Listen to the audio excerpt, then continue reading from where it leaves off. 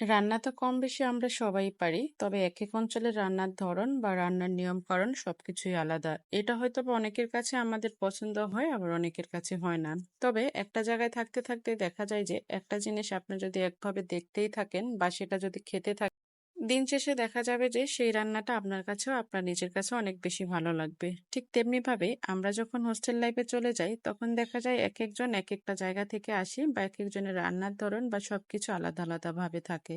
তবে একসাথে থাকতে, থাকতে একজন আরেকজনের সাথে মিলেমিশে রান্না করতে, করতে দেখা যায় তার রান্নাটাও আমার কাছে অনেক বেশি ভালো লাগে।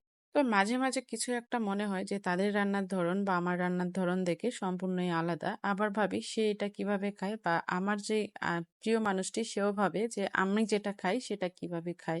তো যাই হোক কম বেশি সবাই আমরা রান্না পারি। তবে যেকোনো রান্নার আগে যদি সেই রান্নার সবকিছু আপনি জোগাড়যন্ত্র করে তারপরে মশলাপাতি ভালো করে কষিয়ে নিয়ে রান্না করেন তাহলে সেটা খেতে যেমন ভালো লাগে দেখতেও তেমন ভালো লাগে।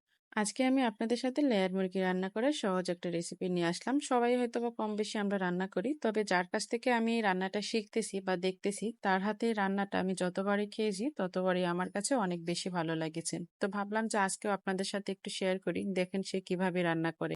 প্রথমে ভালোমতো মুরগিগুলোকে পরিষ্কার করে তারপর জল ঝরিয়ে রেখে দিলাম। এখন এক এক করে এখানে সব মসলাগুলো দিয়ে দেওয়া হচ্ছে। মসলা বলতে তেল দিয়ে তারপর এখানে বেশ খানিকটা পেঁয়াজ কুচি দিয়ে দেওয়া হলো। তারপরে সেটাকে ভেজে নিয়ে এক এক করে এখানে জিরা বাটা, তারপরে হলো আদা বাটা, রসুন বাটা, লবণ, হলুদ আর মরিচ বাটা দিয়ে এটাকে ভালো করে কষিয়ে নেওয়া হচ্ছে।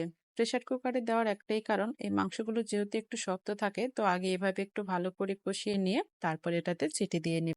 মসলাটা যখন ভালো মতো কষানো হয়ে যাবে তখন এতে আগে থেকে পরিষ্কার করে রাখা মাংসের পিসগুলোকে দিয়ে দেওয়া হবে। দিয়ে ভালো মতো নেড়ে তারপর এটাকে ঢাকনা দিয়ে ঢেকে কিছুটা সময় সিদ্ধ করে নেওয়া লাগবে। তবে মাংস যখন আপনি কষাবেন এতে জল দেওয়ার কোনোই দরকার নেই। মাংস থেকে যে জলটা বের হবে সেটা দিয়েই ভালো মতো নেড়ে চেড়ে এটাকে কষিয়ে নিলেই খুবই ভালো হবে। এতো মাংসটা অনেকটা কষানো হয়ে গেছে। এখন এতে ঢাকনাটা দিয়ে একটু কিছু সময় ৪ থেকে ৫ টা সিটি দেওয়া পর্যন্ত অপেক্ষা করা লাগবে। যখন ৪-৫ টা সিটি হয়ে যাবে তখন ঢাকনাটা খুলে একটু ঝোলের জন্য জল দিয়ে দেওয়া হয়েছে। যদিও সেটা আমার ভিডিওতে নেওয়া হয় নাই।